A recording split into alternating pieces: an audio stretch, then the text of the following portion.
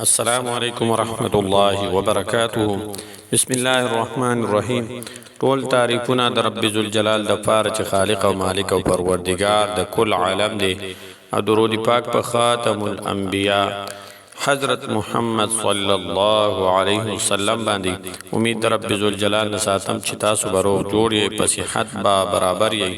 الله جل شانه د دنیا او آخرت ټول خوشاله نصیب کړه. الله جل شانهم د هر درد، د هر غم، د هر مصیبت، د هر تکلیف او د هر آفت نه خپل امن او امان کې وساته. ډیرو عزتمند محترم مسلمانان ورونو خويندو، نن درته یو نوی او خاص وظیفه سره حاضر یم.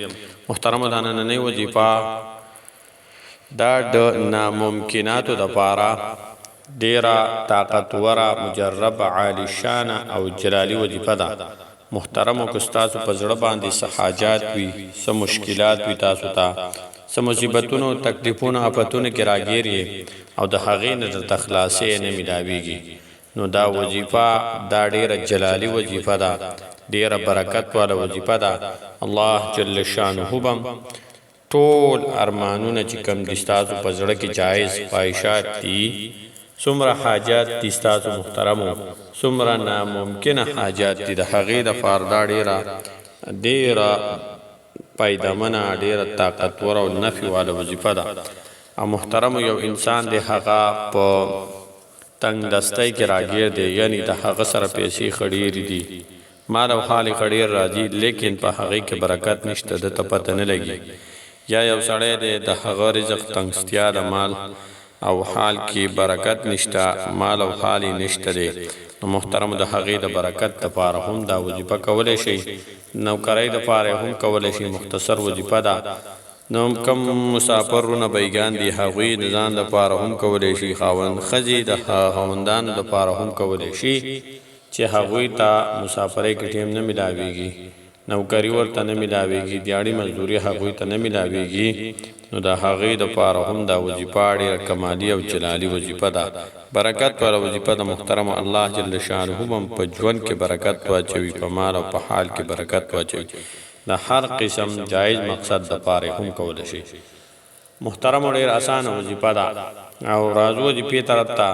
وظیفه طریقې کار او ترتیب یې څه دی محترمو، چې کله هم په کم ورځ باندې هم تاسو ته فارغه وخت میلاو شي، د سټیم مازدیګر مانځه نه وروستو دا وظیفه کول ډیره عجیب او بهترینه وظیفه ده. نو په څه طریقه باندې به کې محترم، اول به مازدیګر مونځ نه پس بعد چې کله سلام وګرځي دعا وشي، نو بهترینه خبره چې جمع سره مونځ وکړي. د چا سره به خبرې اترې نه کوئ. د خبر اترو نه مخکې به درود شریف یو پیره یا درې پیرې یا پنځه پیرې یا اووه پیرې چې څومره تاسو ته ممکن وي درود شریف مبارک به ووایئ، یا به د هغې نه وروستو یا وهابو یا نافعو یا وهابو یا نافعو یا وهابو یا نافعو. محترمو دا الفاظ به صرف او صرف 100 مرتبه یعنی 100 پیرې به دا ووایئ، یا به د هغې نه وروستو درود شریف مبارک بیا ووایئ، او بیا به د خپل ناممکنه حاجاتو دپاره، جایز خواهشاتو دپاره، د خپل نوکرۍ دپاره، خپل مال او حال برکت دپاره، د رزق برکت دپاره، د تنګستیا ختمولو دپاره به د الله جل شانه په دربار کې لاس اوچت کوئ او د الله جل شانه نه په زارۍ او مینت سره دعاګانې غواړئ. انشاءالله تعالی په صحیح طریقه، په یقین او په توجه سره دا عمل وکړئ.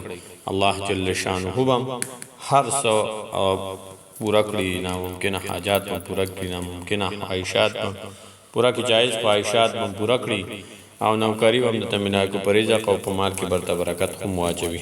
محترم ډېر اسانه، عالی شانه، برکتي وظیفه ده. په خپلې مو کوئ، نور خویندو ورونو سره ثواب په نیت باندې لازم شیر کړئ، او زموږ یوټیوب چینل مولانا وظایف سره هم سبسکرایب کړئ. السلام علیکم ورحمۃ اللہ تعالی وبرکاتہ.